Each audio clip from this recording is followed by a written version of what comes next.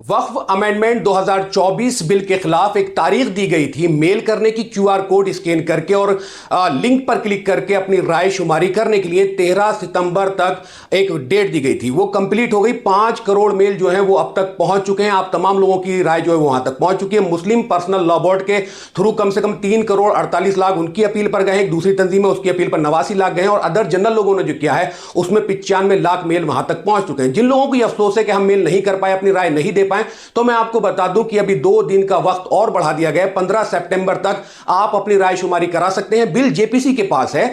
आपके जो राय है ज्यादा जाएगी तो उसका ज्यादा असर होगा क्योंकि पता चलेगा आप उस बिल के खिलाफ हैं। इसको देखते हुए दूसरे समुदाय के जो लोग हैं, हिंदू समुदाय के लोग, उन्होंने भी अपना क्यूआर कोड जो है वो शाये कर दिया है। वो चाहते हैं कि मोदी जी को सपोर्ट करना है जो इस बिल के खिलाफ ये बात उठा रहे हैं, आवाज उठा रहे हैं, तो उन्होंने भी अपना क्यूआर कोड करके कंपटीशन ला दिया। वो भी अपील कर रहे हैं कि हमें इस बिल का समर्थन करना है। तो देख लीजिए आप इसकी मुखालफत कैसे करेंगे और इस बिल को कैसे रोका